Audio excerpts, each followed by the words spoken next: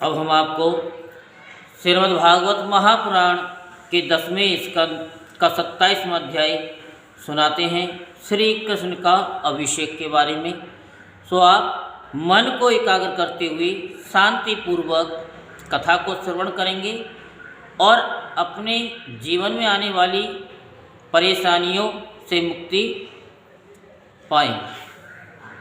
श्री सुखदेव जी कहते हैं कि परीक्षित, जब भगवान श्री कृष्ण ने गिरिराज गोवर्धन को धारण करके मूसलधार वर्षा से ब्रज को बचा लिया था, तब उनके पास गोलोक से कामधेनु बधाई देने के लिए और स्वर्ग से देवराज इंद्र अपने अपराधों को क्षमा कराने के लिए आए।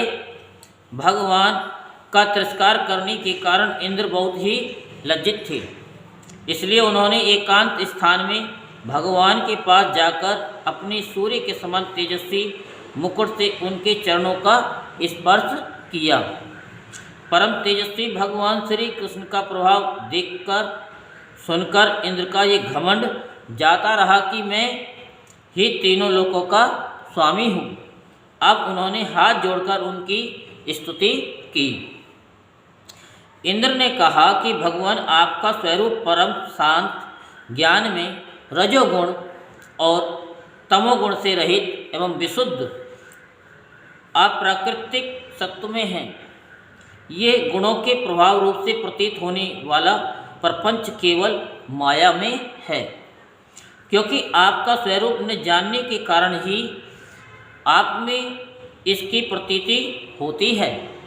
जब आपका संबंध अज्ञान और उसके कारण प्रतीत होने वाली देह आदि से है ही नहीं, फिर उन देह आदि की प्राप्ति के कारण तथा उन्हीं से होने वाली लोभ, क्रोध आदि दोष तो आप में हो ही कैसे सकते हैं। प्रभु, इन दोषों का होना तो अज्ञान का लक्षण है। इस प्रकार यद्यपि अज्ञान और उससे होने वाले जगत में आपका कोई संबंध नहीं है, फिर भी धर्म की रक्षा और दुष्टों का दमन करने के लिए आप अवतार ग्रहण करते हैं और निग्रह अनुग्रह भी करते हैं। आप जगत के पिता, गुरु और स्वामी हैं। आप जगत का नियंत्रण करने के लिए दंड धारण किए हुए दुस्तर काल हैं।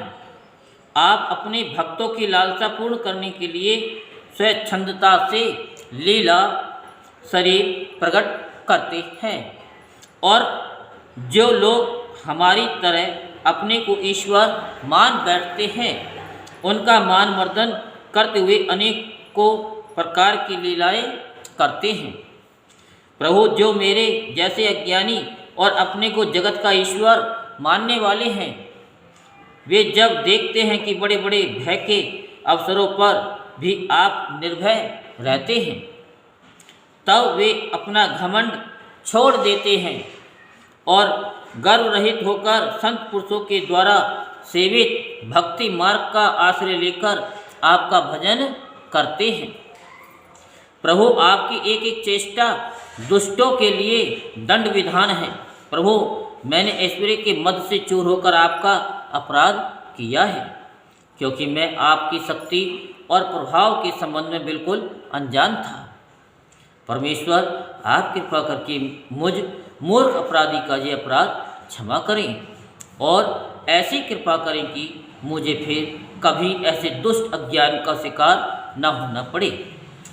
स्वयं प्रकाश इंद्रियातीत परमात्मा ने आपका यह अवतार इसलिए हुआ है कि जो असुर सेनापति केवल अपना पेट पालने में ही लग रहे हैं और पृथ्वी के लिए बड़े भारी भार के कारण बन रहे हैं, उनका वध करके उन्हें मोक्ष दिया जाए, और जो आपके चरणों के सेवक हैं, आज्ञाकारी भक्तजन हैं, उनका अभ्युदय हो, उनकी रक्षा हो। भगवान, मैं आपको नमस्कार करता हूँ।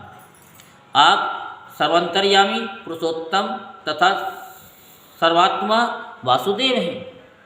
आप यदुवंशियों के एकमात्र स्वामी, भक्तवत्सल एवं सबके चित्त को आकर्षित करने वाले हैं। मैं आपको बार बार नमस्कार करता हूँ। अपने जीवों के समान कर्मवश होकर नहीं, स्वतंत्रता से अपने भक्तों की तथा अपनी इच्छा के अनुसार शरीर स्वीकार किया है। आपका ये शरीर भी विशुद्ध ज्ञान स्वरूप है। आप सब कुछ हैं, सबके कारण हैं और सबके आत्मा हैं। मैं आपको बार बार नमस्कार करता हूँ। भगवान, मेरे अभिमान का अंत नहीं है और मेरा क्रोध भी बहुत ही तीव्र है, मेरे बस के बाहर है। जब मैंने देखा कि मेरा यज्ञ तो नष्ट कर दिया गया है, तब मैंने मूसलधार वर्षा और आंधी के द्वारा सारे ब्रजमंडल को नष्ट कर देना चाहा, परंतु प्रभु आपने मुझ पर बहुत ही अनुग्रह किया। मेरी चेष्टा व्यर्थ होने से मेरे घमंड की जड़ उखड़ गई। आप मेरे स्वामी हैं, गुरु हैं और मेरे आत्मा हैं। मैं आपकी शरण में हूँ। श्री सुखदेव जी कहते हैं, परीक्षित, जब देवराज इंद्र ने भगवान श्री कृष्ण की इस प्रकार स्तुति की, तब उन्होंने हंसते हुए मेघ के समान गंभीर वाणी से इंद्र को संबोधन करके कहा। श्री भगवान ने कहा, इंद्र, तुम ऐश्वर्य और धन संपत्ति के मद से पूरे पूरे मत वाले हो रहे थे, इसलिए तुम पर अनुग्रह करके ही मैंने तुम्हारा यज्ञ भंग किया है। ये इसलिए कि अब तुम मुझे नित्य निरंतर स्मरण रख सकोगे। जो ऐश्वर्य और धन संपत्ति के मद से अंधा हो जाता है, वह ये नहीं देखता कि मैं काल रूप परमेश्वर हाथ में दंड लेकर उसके सिर पर सवार हूँ। मैं जिस पर अनुग्रह करना चाहता हूँ, उसे ऐश्वर्य भ्रष्ट कर देता हूँ। इंद्र, तुम्हारा मंगल हो। अब तुम अपनी राजधानी अमरावती में जाओ और मेरी आज्ञा का पालन करो। अभी यानी अब कभी घमंड न करना। नित्य निरंतर मेरी सन्निधि का, मेरे संयोग का अनुभव करते रहना और अपने अधिकार के अनुसार उचित रीति से मर्यादा का पालन करना। परीक्षित, भगवान इस प्रकार आज्ञा दे रहे थे कि मनस्विनी कामधेनु ने अपनी संतानों के साथ गोवेशधारी परमेश्वर श्री कृष्ण की वंदना की और उनको संबोधित करके कहा। कामधेनु ने कहा कि सच्चिदानंद स्वरूप श्री कृष्ण, आप महायोगी योगेश्वर हैं। आप स्वयं विश्व हैं, विश्व के परम कारण हैं, अच्युत हैं। संपूर्ण विश्व के स्वामी आपको अपने रक्षक के रूप में प्राप्त कर हम सनात हो गई।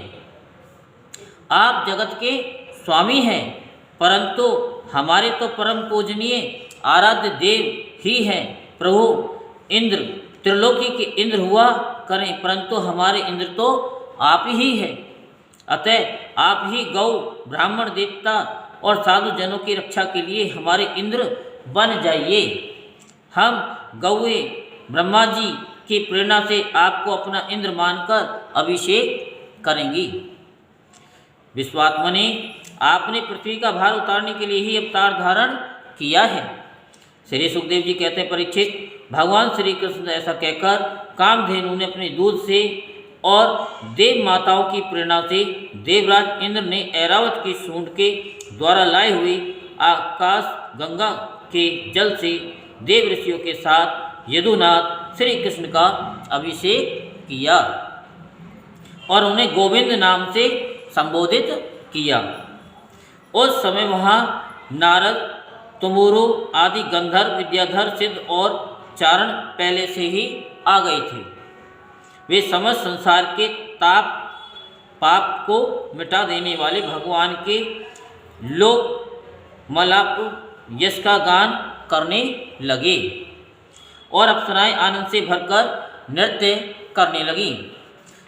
मुख्य मुख्य देवता भगवान की स्तुति करके उन पर नंदवन के दिव्य पुष्पों की वर्षा करने लगे।